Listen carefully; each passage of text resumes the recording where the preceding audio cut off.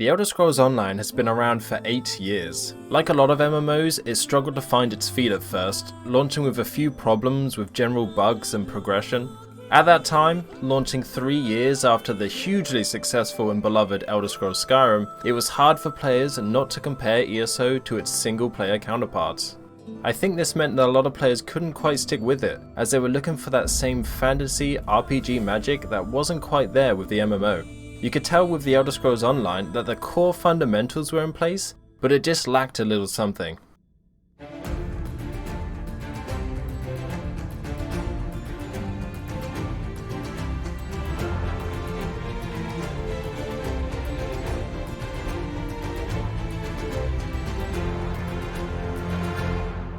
Fast forward 8 years, and ESO has received countless updates and expansions, adding new gameplay systems and expanding on the existing ones. ZeniMax Online Studios have not only continued to support the game for this long, but you can tell with each new expansion just how much better they're getting at it. The High Isle chapter is the best ZeniMax has ever released. From the story to the setting, the characters and exploration, everything in this expansion has been perfectly crafted by a team who is at their best. I really loved exploring the legacy of the Bredons, and in this review I'm going to explain why. For you Elder Scrolls fans out there, I can tell you that the High Isle expansion does capture the magic of those single player titles we all hold so dearly.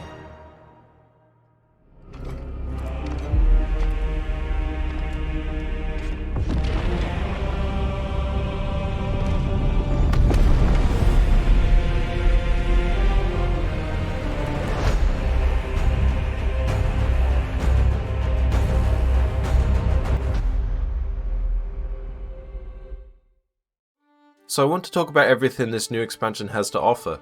The new zone, quests, Tales of Tribute and so on. We'll talk about the story first. This section does have minor spoilers or things that people might consider a spoiler. There's nothing here about specific plot points or late story events, but I do talk about some of the themes and writing. If you don't want any spoilers at all, then jump to the next section of the video. So the High Isle chapter brings an almost Game of Thrones level of story filled with backstabbing and political intrigue. This is a much different direction than past expansions, which have almost always focused on large, world-ending events. And let me tell you, it's really refreshing. It's a nice change of pace that doesn't lose any of the tension that past stories had, but this time it's filled with more mystery and questions that you're excited to find the answers to. The basis involves around the leaders of the Three Banners War agreeing to peace talks being held on High Isle. These talks are impeded by a group who call themselves the Ascendant Order, led by the mysterious Ascendant Lord, who seem to want a continuation of the Three Banners War. Your task is to unmask this group, discovering their motives and putting a stop to them. Like all of the Zone stories, you'll be meeting a ton of unique and interesting characters to help you on your journey. And like I was saying in the intro, you can tell with this expansion just how good ZeniMax have got at character building. Each person you meet has completely fleshed out personalities and traits that really make you grow to love them, and how they interact with each other just adds to the incredible world building. Wait, what? The prison island? Shouldn't I get a say in this? Oh, I know you can't stand to be left out of the action. Think of the stories you can tell of your daring escape. Well, that's true. I guess I'm easy to read. Like a book, dear. Of course, like all of ESO, it's fully voice acted, and I've got to give a shout out to the amazing voice cast that ZeniMax always gets together to bring this game to life. It's not often that an MMO will invest so much in high quality voice acting, but it definitely pays off. Elder Scrolls Online has an amazing lineup of actors like Michael Gambon, John Cleese, Kate Beckinsale, just to name a few, and High Isle is no different. There are of course some returning cast, but plenty of new and interesting characters to meet too. Playing through this expansion, you'll definitely come across some voices you recognise. But the point I'm trying to make is having all the characters you encounter, having their own unique voices and personalities, really lets you connect and understand them more. You get more invested in their stories and want to help them reach their goals. This brings me to my next point. The main zone story is a great time, but I think where High Isle really shines is in the details. Just exploring the island will have you encountering different things every time that really make the world feel alive, like how the creatures or monsters behave in the wild, the ships sailing off the coast, the cat you can pet, I'm sorry I spoiled you finding that for yourself, but just look how cute this is. It all comes together to create this living, breathing world that is just fun to explore. On top of all of that, you'll also be running into various people of High Isle who need help. ZeniMax are so good at creating these isolated little stories led by quirky characters that will have you laughing, crying, or just very confused. All I wanted to do was ride him, but he didn't seem to want that. Really? Are you I won't kidding give me? up, though. Someday I'll ride one of them. Are you kidding me? An even bigger one! I'm going for it. Hey there, new friend. You want to go for a ride?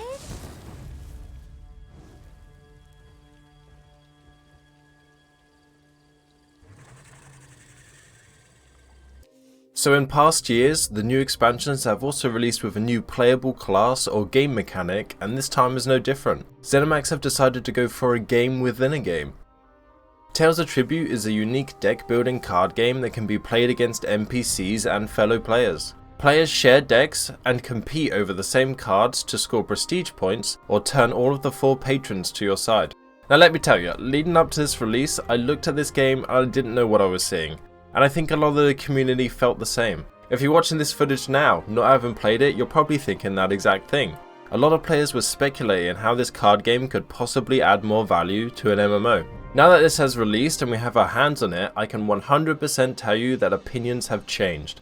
It looks confusing from the outside, but once you get through the tutorial hosted by your boy Bragas, and learn how to manipulate each deck to your advantage, it becomes an incredibly satisfying game that I just cannot get enough of. Honestly, I can't stop playing. All of a sudden you know just the moves to make to hit the combos or deny your opponent the cards they're looking for, and you get a satisfying win after win, and you look up and it's 5 AM and yeah. It's fantastically thought out and balanced, which is incredible how ZeniMax somehow nailed this first try. There are 8 different decks at the moment. You start with 4 and the others can be unlocked in game in different ways. I know this card game wouldn't be for everyone, but I do recommend checking it out and playing at least a few matches. Personally, I think it's a great success and I'm very much looking forward to how ZeniMax expand on it in the future.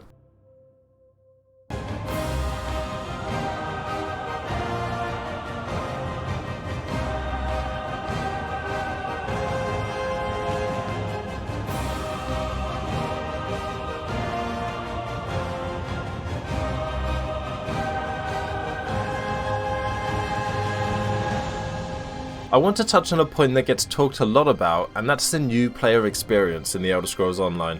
Both how difficult and daunting it is to get started on this game, how it's getting even more difficult with each new expansion, and how important this is for the long-term health of the game. Anyone who steps into ESO now has an unbelievable journey laid out in front of them. And this can be great. All the characters they can meet, the locations they can discover and explore, the loot they can collect, and the friends they can make. Aww. I think most MMOs, or in fact live service games in general, tend to suffer from the new player problem. How do you keep adding content and balance updates for veteran players, but still keep the game accessible for people to join in? So yes, if you've never played The Elder Scrolls Online and are now thinking about joining in, at first you will be a bit overwhelmed. Not because there's a high skill curve or complicated mechanics, but just because of the sheer amount of content that is available. On the other hand though, I do think ESO handles this much better than other MMOs. The game is built from the ground up with accessibility in mind. First of all, the tutorial gets a complete overhaul every couple of years to help joining players with the up-to-date mechanics. Secondly, the majority of Tamriel is scaled to your level. This means that you can literally go anywhere at any time and not be immediately flattened by enemies you come across. Of course, there are higher scaled activities like 4-player dungeons, 12-player trials and PvP, but ZeniMax have built this game with a focus on exploration and storytelling at the forefront. Not only that, but there are a huge number of accessibility options, with a lot more being added with the High Isle chapter, that let you tailor the game to your needs. This paired with an incredibly helpful and welcoming player base, and a whole host of communities outside the game making tutorials and guides, really make ESO a great place to join in, no matter how late you are to the party.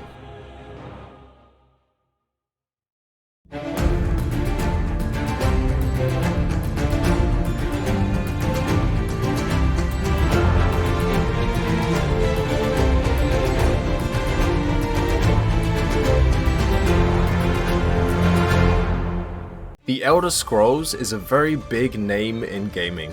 People who have barely held a controller in their life have probably heard of a little thing called Skyrim. With the release of Elder Scrolls 6 being so far into the future, the Elder Scrolls Online has the weight of that name on its shoulders right now. If you don't include the yearly release of Skyrim, that is. And I think it is bearing the weight of that name with ease. With the High Isle chapter release, every aspect of the ESO formula has been elevated to a new level. Every aspect of that formula has been refined to create a deep and compelling world for a player to get lost in.